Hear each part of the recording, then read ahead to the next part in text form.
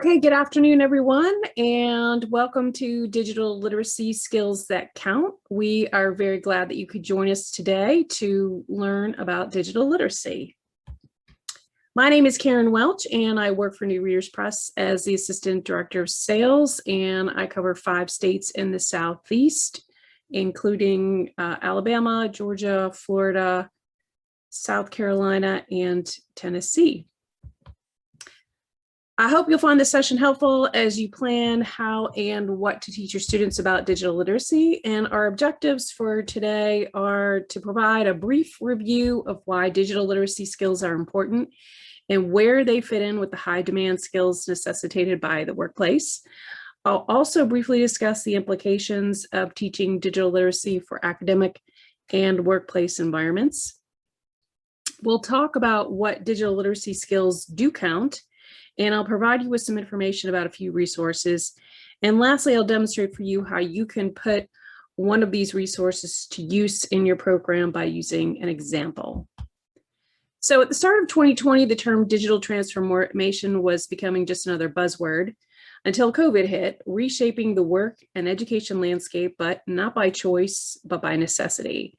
I'm hoping if you're sitting in on this webinar that you've asked yourself this question: how imperative is it that adult learners acquire digital literacy skills? Let's take a look.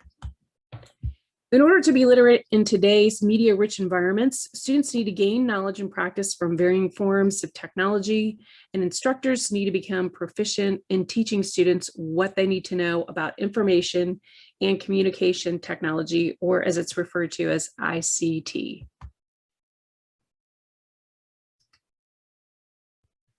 All students need help making sense of the rapidly changing world of technology. They need to feel supported to thrive in a digital culture, and they need help making sense of technology, which provides access to vast amounts of information. And citizens who lack digital literacy skills risk becoming disadvantaged when it comes to accessing healthcare, government services, and opportunities for employment, education, and civic engagement. And they need to understand how to interpret the information they encounter, which can be infused with commercial agenda and may be difficult to interpret. Digital literacy is an important set of life skills that complements and extends the skills and knowledge already taught in schools. And learners need to develop knowledge values, and a whole range of critical thinking, communication, and information management skills for the digital age.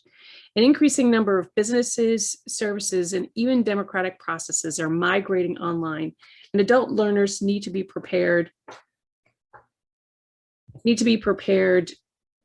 with skills that fit today's technology and skills that may come with the technology of the future. So let me share with you how this looks in terms of a few statistics. According to the U.S. Department of Education, 16% of adults do not have sufficient comfort or competence with a computer. This equates to 32 million adults not being digitally literate. According to the new Landscape of Digital Literacy report, most workers with either a below high school education or those who only have a high school credential are the most likely to lack digital skills once they are in the workplace, and many of these are our students. A lack of digital literacy skills also limits an employee's movement within the workforce. Without digital literacy skills, students not only take themselves out of the running for advancement, but also, as this graph illustrates, it places limits on the size of the company they can go to work for by limiting their occupational choices and advancement, as well as their economic mobility. And the last statistic I'll share with you from the OECD shows what kind of impact a deficit in digital literacy skills can have on earnings. Workers who use digital applications like email earn 9% more per hour on average than workers who are equally proficient in literacy, numeracy, and problem solving, and who have attained similar levels of education and work in similar jobs, but rarely use them. It's also important when we talk about digital literacy skills to identify the high demand skills in the workplace. Let's take a look at some of the most in-demand skills companies want their employees to have upon hire. When it comes to high demand skills, soft skills like oral and written communication, collaboration, problem solving, and time management take the lead. In addition, while many companies will take the time to train employees selected skills, many expect new hires to come prepared with basic computer programming skills like the use of email, Word, and other Microsoft Office products. Beyond that, companies are looking for self-motivation, teamwork, and the ability to work independently. These are all skills that we should continually be teaching our students. Other essential office skills required for many jobs, especially those where a worker is reporting to an office, include familiarity with video meeting software like Zoom or GoToMeeting. These are used for job interviews, training sessions, and webinars like this one we're on today. Collaboration apps like WhatsApp, Slack for inter-office communication and collaboration. Employees should know how to download and use an app on their phone, and basic search engine skills like researching websites, analyzing content for validity, use of content and presentations, copyright permissions, etc. Social media-based software skills like the use of LinkedIn, Instagram, and Snapchat may be required and/or can add a competitive edge in a job search. These are all skills taught in our new digital literacy series. Let's take a quick look to define what we mean by digital literacy. Digital literacy, as defined by the American Library Association's Digital Literacy Task Force, is the ability to use information and communication technologies to find, evaluate, create, and communicate information requiring both cognitive and technical skills. Before you can dive right into teaching these skills, you'll need to keep in mind one important consideration, and that is, what is the learner's starting point with technology, and what opportunities will they have to connect and practice with varying forms of technology? And lastly, what kind of technology infrastructure is available to them? A few recommendations we want to make are, one, you'll need to survey your students to find out what they know and what technology they have available to them, as well as what infrastructure exists for them and what you may need to supply. Have students take a digital literacy assessment. Begin instruction based on the skill gaps that they have. And then determine where the student should begin their instruction based on the assessments, and then go ahead and start your instruction. For the survey, you want to uncover some critical information so you can design efficient lessons for learners who may not have ready access to a device or who don't have reliable internet or Wi-Fi services. Here are some questions you'll want your students to answer. Have them assess their delivery method. Will they be using internet or Wi-Fi, and what is the strength of these services? Do they have an email address? Are they able to receive text messages? Do they have a limited data plan?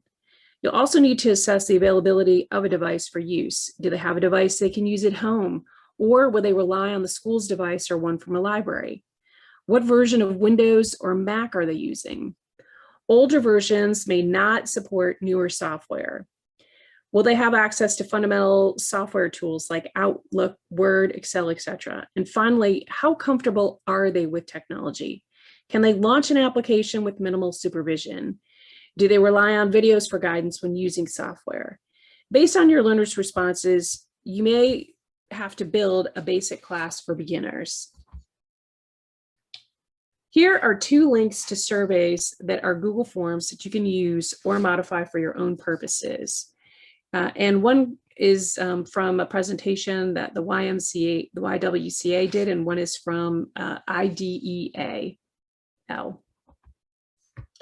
Once you have the survey information, you may want to assess what learners already know about computer basics and what skills they will need with later on. Free assessments are available on the North Star site. These include one for computer skills in a basic format, one for Microsoft Office software applications, and a third related to using technology in daily life. So let's talk about the skills that really count. Digital literacy skills can be combined and taught depending on a learner's starting point. However, they should be taught in tandem with academic content. Digital literacy skills can be boiled down into 4 main principles: research, use, understand, and create. These are important to understand so you can build lessons and activities around these categories so students can practice and apply their skills. And let's take a closer look at these principles. Research. Students need to understand what a computer is and how to use it. Like any device for learning, previously we were using pencil paper, and or if you want to take into consideration calculators. Students need time to practice and apply these skills. This requires teaching skills to learners to help them not only understand the purpose of use, but also how to use the device.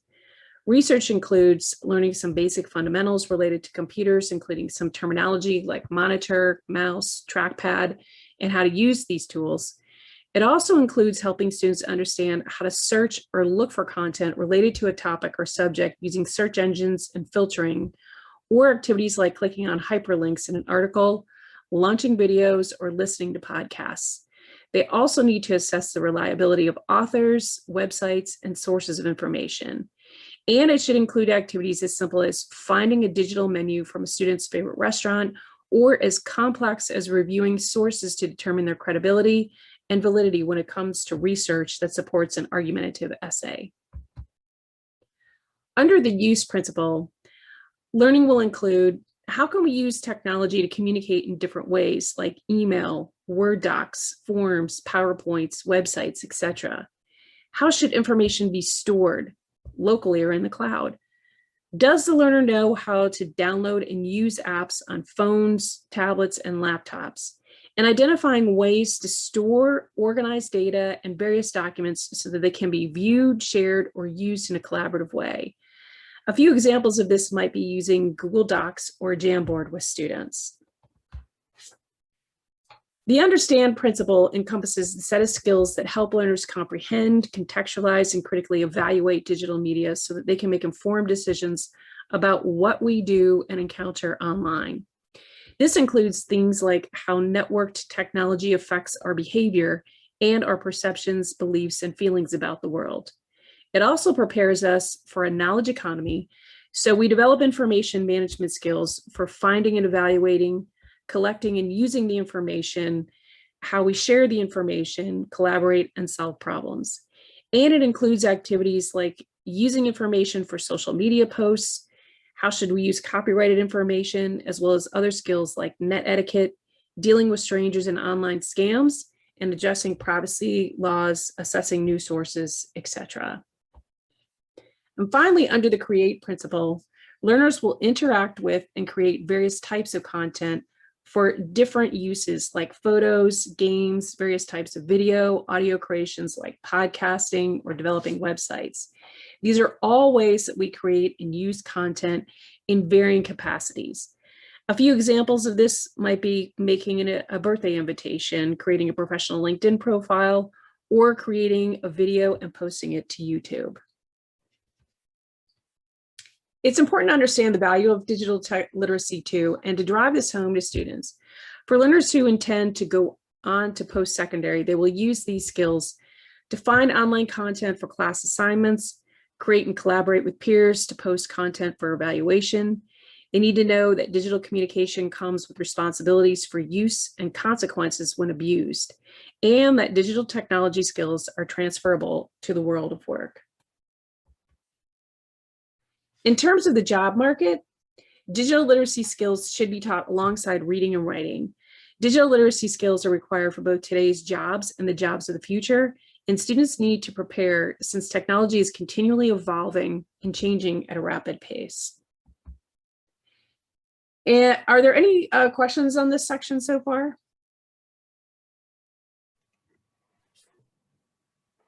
I've been monitoring the questions, Karen, and am answering them in chat. So far, they've just been about whether or not your PowerPoint slides will be available. I assured them that they would, and about the new, where to get more information about the new workbooks and the sales promotions we have, and I'm sharing that in chat. Okay, perfect. We will be getting there soon.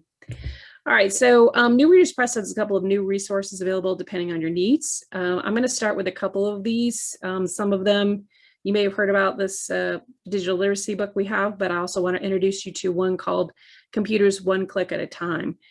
This is a series that helps students understand basic terminology related to the computer, computer purchases, along with instructions on using basic Microsoft programs like email, Word, and Excel. And the book provides instructions for use with exercises for practice and practical application. This series does have a limited online resource that can be used for additional practice, including some videos. Our newest digital literacy series, entitled Digital Literacy, includes 3 main components. We have a teacher guide to direct your instruction, an interactive online platform through Learning Upgrade, and a printed companion student workbook. And we'll take a look at each of these in greater detail and then show you how you can use these as part of a lesson to teach students digital literacy skills. So this series is designed to meet the current demands of cross-functional communication, integration, and presentation skills that are being demanded by employers for job readiness. The materials provide learner-centered activities with specific focus on project and problem-based learning practices, with applications to real-world examples that tap contextualized instruction. These types of student exercises enhance collaborative understanding and serve to further develop interpersonal skills for adult learners. Built into the 72-page teacher guide, you're going to find 59 lessons and a full glossary of all of the vocabulary terms. Each lesson begins with the learning goal and a list of the ISTE and North Star standards, depending on the skill. These can be used to teach a variety of settings, from whole group to small group and one-on-one with students. And we include activity suggestions for both step up and step down exercises designed for accelerated and low-level students. Instructional notes provide guidance on using content for each section of every lesson, so you can determine which exercises might work best for you and your students. We're going to take a deeper dive into the teacher guide right now. We're offering a notes to the teacher section, and this is found in the teacher guide, and this provides as much information as necessary to you to create a blended learning lesson for your students. These notes include how you can align with and enhance each lesson. And one clarification I want to make is that the practice questions in the book are different from all of the practice questions that you're going to find online, so you're not going to see any crossover between the two. Learning Upgrade provides the use of a teacher whiteboard, so access to any and all lessons is available to the teacher to preview, practice, and launch in a remote setting. Lesson notes about each of the exercise sections are detailed for you, so you'll receive instructional guidance on using each area. And we provided you with a sample blended learning lesson plan seen here. This lesson plan follows each of the sections in the student workbook and accompanying teacher guide, so you can pick and choose what to use from the book to create a customized lesson for your class and use. This lesson plan is also in a blank template form and loaded on our website, so you can download this and create your own lesson plan.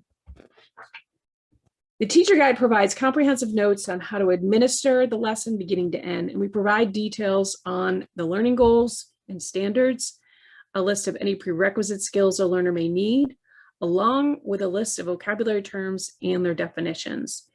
Teachers will also find guidance related to the lesson, like tech extension activities. We then follow those sections up with a skill review, practice, apply, project, and discuss pair share sections where appropriate. So we're going to take a look at each of these sections. The skill review is designed to review the contents in the lesson. It's meant to help students see the lesson skills in the context of everyday life, school, or work situations. The skill review helps teachers to set the purpose of and to introduce the lesson to students. And we offer suggestions on how to use this section with students. The practice section of the teacher guide helps instructors use it as guided practice for learners. Some of these lessons will include step-up recommendations if a student is working above level, and they can move ahead a little faster than others. The example shown on this slide is from Lesson 1, Internet Basics, and this can also be used with the online content. The Apply section lets students experience the problem as an independent learner or as a collaborative approach by reviewing it in pairs or small groups. This section provides instruction on implementing problem-based learning and contextualizing the lesson, again, in a variety of ways. The project section is a project-based activity. These can also be done individually or with a partner, and they will include a wide variety of projects that are directly related to the skill being taught. Here's one example from lesson 28 about creating an email. Discuss exercises like this one help learners contextualize skill to the workplace. These activities can help learners make important connections, deepen their understanding, and promote critical thinking. In this example from lesson 11 on data storage, students are asked to think of examples of companies that utilize large amounts of data and to discuss how they shape our lives. In the practice, apply, discuss sections, you'll also find step down suggestions. These are designed to accommodate students who may struggle with the topic. The step up, step down recommendations can be blended seamlessly into your instruction to provide an extra layer of confidence for students as they learn a new skill. And this example is also from lesson 11 on data storage. Think, pair, share sections are interspersed in selected lessons. These allow students to deepen their understanding of the topic. In this example, we provide suggestions in the teacher guide to make the lessons relevant for your students. And this is an example from lesson 26 on copyright fair use. So now let's take a look at the student workbook. The student workbook is written at an NRS level 4 or a reading level of 6 to 8, and it's 176 pages long, including about 4 pages where the student can take their own notes. Built into the student workbooks are lessons that connect to specific tech-related skills. Each lesson in print mirrors the same lessons that are built into the Learning Upgrade platform, so students can be working both online with the series and offline using the student workbook. Students will find all the information they need to progress through your lesson, and we begin the course with internet and network basics and progress to more complex technical skills like Microsoft Office applications, video, graphic, and game creation, technical uses, investigative knowledge, privacy, security, travel, job search, and a whole lot more. Like the teacher guide, the student workbook introduces the learning goal and vocabulary terms to the learner with definitions. Students will be introduced to a skill review section that relates to the lesson. Many of these will show key icons, labeled depictions, and representations that correlate to the skill or area of interest. The practice, apply, discuss project assignments provide students with a greater understanding of the topic along with practice and application of the skill in a variety of ways. And answers to the questions are located in the back of the book. Between every 4 to 6 lessons in the student workbook, we've interspersed 12 unit reviews that wrap up these sections and allow a student to further practice these skills. Some questions in the unit reviews combine skills from 2 or more related lessons. And there are approximately 4 to 5 questions in each review that consist of varied question types. So you're going to see multiple choice, short answer, matching, and single and multi-select questions. At the conclusion of the book and the online course, we present the final challenge. In the book, the final challenge consists of 60 questions that cover the lessons and concepts from the course. And as I mentioned, the practice questions in the student book are completely different from what you'll find in the online student section. So between these 2 resources and the 12 unit reviews, you'll have plenty of practice questions to use with students. And you could use the challenge in the print book as a pre-test while using the final challenge in the online as a post-test to check for understanding. I'm going to turn now and just show you a couple of things that are built into the online piece. The online is also a mobile-ready course and provides companion content to the printed resources and allows students to interact with the skills. It's also designed to introduce students to many of the basics related to using a computer, like internet and network basics, that provide an understanding of many of the computer basics adult learners need. The series is designed to cover a variety of the North Star and ISTE correlated topics that provide a basic to a high level understanding of the uses of and computational thinking required in both academics and the workplace. And 22 courses provide support for both low and higher level learners as they journey from basic reading and math skills to digital literacy. Because this series has a comprehensive LMS, you have extensive reporting at your disposal so you can drill down by institution, class, or student to provide direction and skill assessment. The lessons in the book mirror the lessons found in the online content, and all lessons are going to correlate to ISTE and North Star. For those of you familiar with Learning Upgrade's academic courses, you'll see the same familiar games, songs, and engaging content that will extend learners' knowledge and keep them progressing. There are going to be 59 lessons in the digital literacy series course and a final challenge for students. The lesson content and final challenge found online are also going to be ones that you can use as a pre and a post test. Teachers who sign into Learning Upgrade online can use their whiteboard account to manage a lesson and to play what you think is relevant for your students. You can also skip sections like the song or the intro and go right into practice. You can demonstrate lessons effectively online or in the classroom and collect real-time data on student progress, or use the practice questions remotely as part of a blended learning instruction. Students can gain additional practice by going online or using the mobile app to refine their practice and understanding of using email, and doing this as part of their own independent practice. I'm going to demonstrate for you what one of these lessons looks like so you can take a quick look. An email is an electronic message distributed from a computer or smartphone user to one or more recipients. Each email user has an email address, which is a unique identifier for an email account. Email programs include Microsoft Outlook and Google Gmail, which allow users to send and receive messages. Let's learn how to send an email.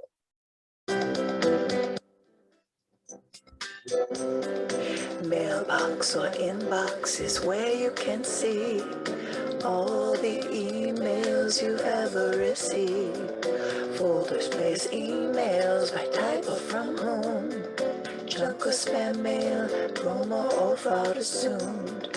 Reply, respond to sender in an exchange. Reply or respond to all in an exchange. Forward an email to another address. Delete or move old messages to trash. To send an email, click compose. To is to whom this email goes. From is the sender of an email. Subject the topic of what it entails. CC carbon copy, others will see it. BCC like CC, but others don't know it. Add attachments like photos or files. When ready, send your email in style.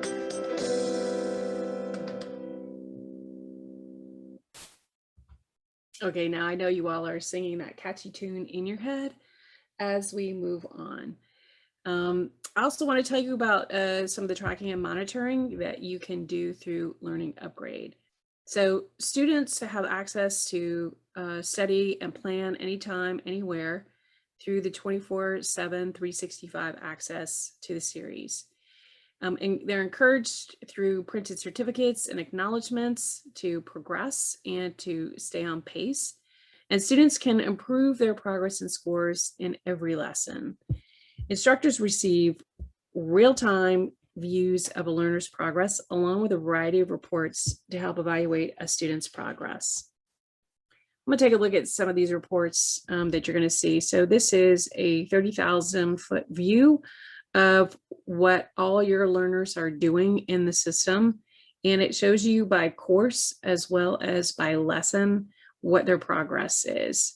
So this is really kind of a high-level view of where the learner is spending their time in the system. And it's also a good way for you to kind of track where a learner might be strongest and where they might be weakest, and to offer some counseling at that point. The series also offers time reports that can provide administrative support to teachers and evaluate a learner's performance and time spent on task. and how the learner is spending time in their course. You're also going to see how this snapshot looks by device. So if a learner is logging in through a web browser, you're going to see that WEB under the device column. If they're logging in using an iOS cell phone, you're going to see iOS. If they're logging in using an Android, you'll see AND. And then we have some other acronyms for others, depending on if they're using a tablet or if they're using a different type of device.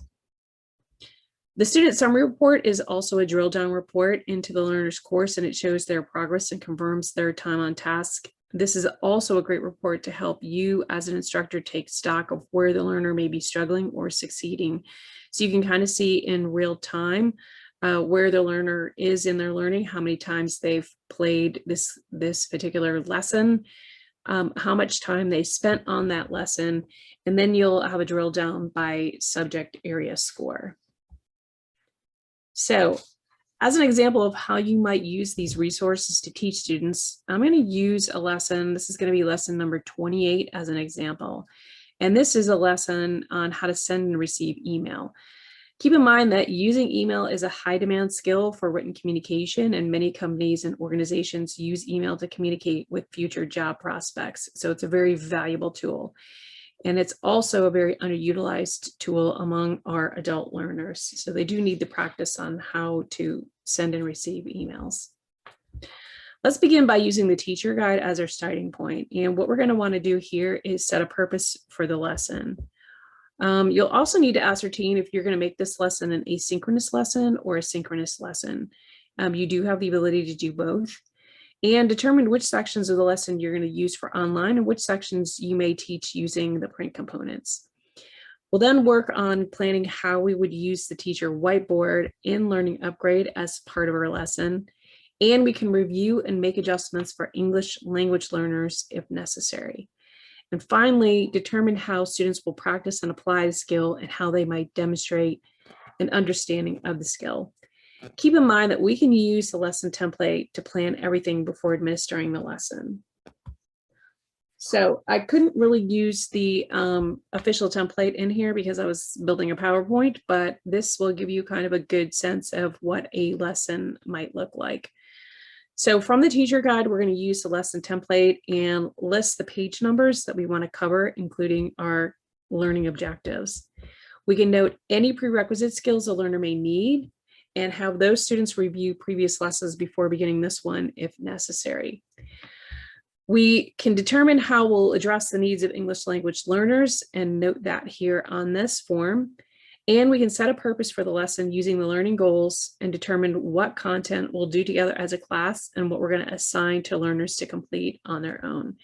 So what we might want to do is take a look at the vocabulary terms first, and then provide an understanding of the uses of email in business and job search, and maybe get some feedback from students.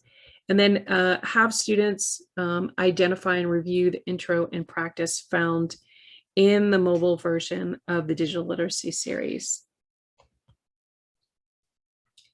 We can then add how we will use each of the sections in print in the book, and whether we'll use those in class or how we might modify it for remote synchronous instruction, or how we'll pair students up to collaborate on a project. And or if we decide to use the discuss prompt to elicit feedback on the topic in greater detail, we can list how we're going to use that section of this. And we may want to show how students can sign up for free emails, either using Yahoo or Gmail, and have students practice sending an email to a classmate or to the teacher. We can also review the same Learning Upgrade lesson online and determine if we need to add any additional vocabulary terms, as well as how we might introduce the section. So maybe we want to use an area of the online content to introduce and set up the lesson, and then have students progress through the practice in that same lesson independently. Students are going to gain practice. If you're looking at this in print, students are going to gain practice sending and receiving email for a variety of purposes. And in turn, they're going to become more familiar with the application of the skill. They'll also come to a greater understanding of how and why email is important in the world of work, and in the job search process. And because these two resources support one another, they can be used interchangeably if your students have a device available to them. I'll also say using this in print might be very helpful to those organizations that are on the line that are supporting correctional facilities. We do offer free samples of our digital literacy student workbook, not the teacher guide. And you can also sign up for either a free 30-day trial or a free 90-day pilot of the Learning Upgrade program. The pilot provides access to both the student and the teacher LMS platforms, and forms requesting a free sample book or a 30-day or 90-day pilot. You can download those from our website. You can also see sample pages of both the student and the teacher guide on our website at www.newreaderspress.com. To give you just a sense of the pricing for these, we charge $18 if you're going to purchase 1 to 9 student books, or $14.40 if you plan to purchase 10 or more. And the teacher guide is $16 per book. Licenses for Learning Upgrade begin at $50 per licensed user, and these do include all 22 courses. So that's all of the Learning Upgrade K through level 6 in the reading, and all of the math associated with that, as well as course number 22, which is going to be the digital literacy course. So there are more than 1,200 lessons that you can draw from. So whether your student needs some instruction, additional instruction in reading, or whether they need some additional instruction in the digital literacy course, those are all included in this. And we are offering a special, which I'll get to at the end of this presentation. I want you to know too that we know you have many vendors you can choose from and to do business with, and we want you to know that we appreciate your loyalty and commitment to NRP. I also want you to know that a portion of every dollar you commit to us goes straight back to supporting adult literacy programs nationally. We also look to solicit your feedback to make our products and to ensure we institute sound instructional methodology in all of our product offerings. And lastly, we strive to bring you the highest quality product we can at the absolute lowest price possible. So as our gift to you this month, we are offering you 2 different specials. The first is for Learning Upgrade seats only. If you purchase 20 of these seats, you will get 5 free for every 20 that you do purchase. And this can add up, especially if you are looking to renew your membership or course within the next couple of months. Our special connected to the items you just saw is if you buy our digital literacy student companion books, teacher guide, and Learning Upgrade seats in any quantity, you're going to receive 10% off your purchase. And Dan, I'll pause here to see if there are any questions. There was one question in the Q&A. I did answer it, but I don't know that everyone saw it. It was about, someone just wanted to know what is ISTE and North Star. So if you want to talk about that, help. Okay. Both North Star and ISTE are organizations that were formed to support digital literacy. They kind of form the backbone of what some of the content related to digital literacy should consist of and how that content should be taught. They're somewhat separate and somewhat the same in a lot of respects. And we do have correlations out on our website for both of these. They're really just more or less the practice and application of some of these skills. And they're really there just to sort of provide guidance so that as somebody commits to learning these skills, if you were to take that into a workplace, you would know that these were the skills that were taught based on the North Star and the ISTE varied correlations. So I hope that answers the question. It should, and I just posted in chat the link where they can find the actual correlations on our website. Somebody asked how long the pilot is for Learning Upgrade, and it is always 90 days. And I sent the link in the chat where you can go to fill out the pilot request form and sign up. There's also a link in the chat where if you're going to pilot it anyway, you may as well join the Pro Literacy Learning Upgrade Challenge and possibly win some prizes. Yes, we hope that you will join the challenge. It's a great way to participate. And know also that Pro Literacy does offer a mobile learning fund. So if you are an organization that is struggling with paying for your licenses, you might want to tap the Pro Literacy Mobile Learning Fund and submit an application for that as well. For those of you who are not in my territory, I'm gonna suggest that if you aren't sure who your sales rep is, that you go out to our website and click on Find a Sales Rep. You can just type in the state that you are located in and you will be directed to your sales rep. And I'll also make sure that Dan gets a copy of this presentation that you all can get as well. Do we have any additional questions, Dan? Well, there was one about the pilots and somebody saying, you know, when are these still going to be available in the fall? And basically, I just mentioned that we always offer the 90-day pilot for Learning Upgrade at no cost for new users. They can sign up now, and when we contact them, they can request a delayed start date. Okay, great. Well, if there aren't any more questions, we want to thank you for your time and attention today. And we hope that you will take an opportunity to go out to our website and see what we have to offer in terms of digital literacy. Oh, and somebody said I'm getting a 404 page not found when looking at the correlations. I'll look at that. It could just be that I put a period after the link, but I will go to the website now and click on, let's just say the digital literacy correlations for ISTE, and they're popping right up for me. Do you want to just demo that real quick? Yeah, let me, I'll go out to the website. Hang on one sec. Let me just end this. I probably just put a period after the URL. I'm in the habit of doing that, and that always messes up people when they copy and paste it. Okay, let me get here really quick.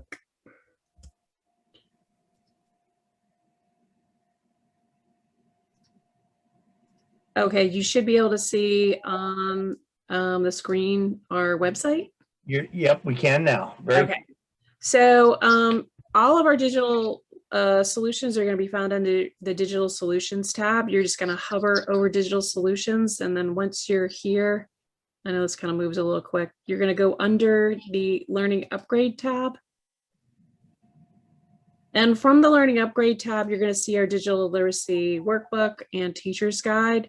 If you click on the open laptop and click on Learn More, you're going to scroll down nearly to the bottom of this page, and you'll see where we have additional resources plus correlations. And this is the alignment to the North Star. And then we also have an alignment to the ISTE. Okay, thank you. Is there anything else you want me to show while we're here? I'm not getting any other questions. A lot of people are saying thank you. And so I appreciate it too, Karen. I'm delighted that you put this together for us and we're able to share it. Everybody that's on the call will get a follow-up email from me within a couple of days. It will contain a PDF copy of Karen's slides, as well as a certificate of participation. And any of the Q&A that was submitted today, I'll include that in the email as well. Okay, great. Well, we hope that everybody has a terrific evening.